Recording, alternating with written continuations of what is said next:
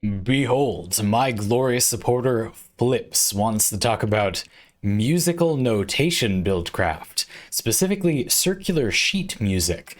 Octavia in Warframe has her Manticord, and it is a sort of musical dual disc that comes out of your arm and shows you the music that will be looping when you activate her abilities.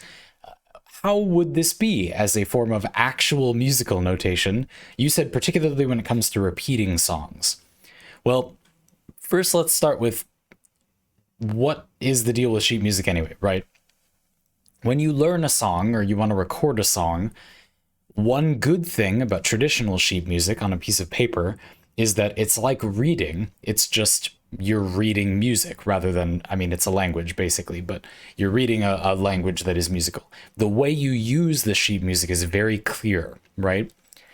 I would argue, as a premise for this discussion, that that is kind of unnecessary because you need to be able to read the sheet music. If the sheets of music are meant to be accessible because it's like reading a book or whatever, but you need to learn a specific language for that. Accessibility is not necessarily the be all end all, right? So what's the disadvantage of circular sheet music? Well, if the song is long, it's going to be a very big circle, or the text is going to be very small, right? If it's a short song and it loops, this is brilliant because you can simply hold the song right there and you know where you're going. It's like reading in a way, and when you get to the end, you know where to keep going, right? This reminds me of when you create a loop in a sequencing program. You're making some electronic music and you've got your little thing that is how long the track is going to go for, and then you want to loop it and you just stretch it out. If it was a circle, then that would be pretty clear. You add a circle to the music, right? You could even imagine a sort of spiral shaped music theory thing where I guess you'd use a computer program and you'd add rings like Octavia's Manticord for things that were going to repeat, and then the ring would sort of fade away or something as it went away, while things that are changing as they go along would spiral into infinity in the center or something like that. Crazy, weird, but cool. So the main drawback of this circular sheet music is that it's not going to work very well if the music is very long necessarily. Although I suppose you could do a hybrid where, there's a single ring, but then you're going to go around and then jump down, go around and then jump back up. But that's kind of cheating. I don't know. I mean, you could tape square pieces of sheet music into a vague spiral, and that's not, I don't know, that's cheating. You could make a Mobius strip out of traditional sheet music. Actually, that's an idea. When I thought that and said it, I thought, oh, that's stupid. Oh, actually, that's not so bad. So you could kind of do a hybrid thing, but we'll talk about the circular one. So I think that the other disadvantage is it's not easy to progress through.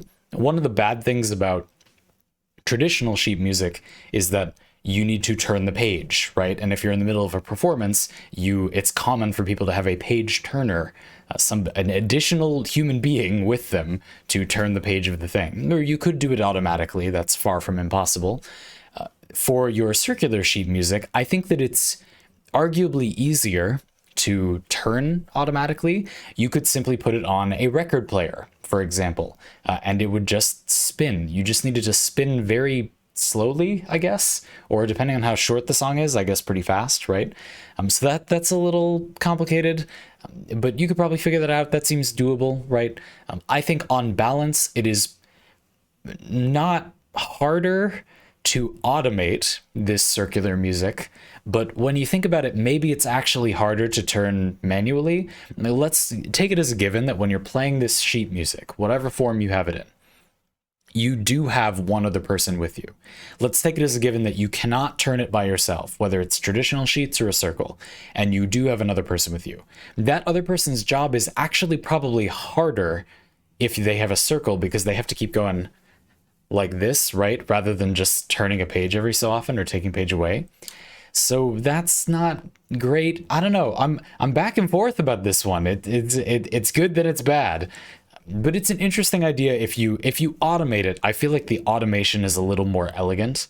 And I like that it could sort of set a tempo as well. That's a good function. You could sort of integrate a metronome into it, right? In fact, a metronome would be a great way to help automate it. It could be sort of a combination of a way to see the music, but also the pace at which it's moving could help you play, maybe. I'm not sure how helpful that would be. As an inexperienced musician, I don't know. Sort of a Guitar Hero sort of thing. And speaking of which, another thing I wanted to talk about related to this subject are other ways, other than traditional sheet music and a circle thing, that sometimes music is notated. I play kalimba or marimba, that's a different instrument, mbira, no other syllable in there. I don't know how to pronounce it in its traditional language, but what the Western pronunciation is kalimba, which is a little thumb piano. And there is some musical notation for kalimba that is, it's like top to bottom. So you read it like this. And I find that quite helpful. It's like Guitar Hero, basically. And you sort of just go down the thing. And you could imagine it being sort of fed to you, and you could just play through the notes as they came, you know. I guess it would go from the bottom up in that case. It would come up. You'd have each line of notes get revealed to you, and you'd see them and play them and see them and play them. But you could reverse it and have it be a Guitar Hero thing. I sort of like that. Again, it has sort of a pacing thing where as the notes come toward you, you have a rhythm at which you could play them. It's maybe even more difficult to have a person standing there doing the thing, because it would just be a long receipt type of thing. Like when you get those really long receipts from the pharmacy, you pick up your prescriptions and you get like a 20-meter long receipt, and it would be like that, except with musical notation. Maybe that's even worse. I don't know. It could be stored in a coil. You could store it in a smaller, not really smaller, I guess, form factor. I don't know. Maybe the circuit, this is a lot more of a complicated topic than I thought it would be. I do like the idea of the repeating circular thing, and I have one more kind of crackpot idea for how it could maybe be interesting. Multiple circles. So rather than worrying about, oh, the song is longer, so you need more circles, simply have a circle for each section of the song, just like you have different sheets for each part of the song. But then if you need to repeat one, you just go back to looking at that circle. Or again, do the thing I was talking about where there's a circle and they're sort of nested. This is kind of an eyesight problem. Depending on how many there are, it could just be hard to track. And if the text gets smaller, as it gets closer to the center, that could be a bit much. You could write music from the bottom up in such a way that it would be easier for this. So you write parts that are going to be in the center and are going to loop more quickly or something, or be used for less time. You could write those parts with less notes potentially.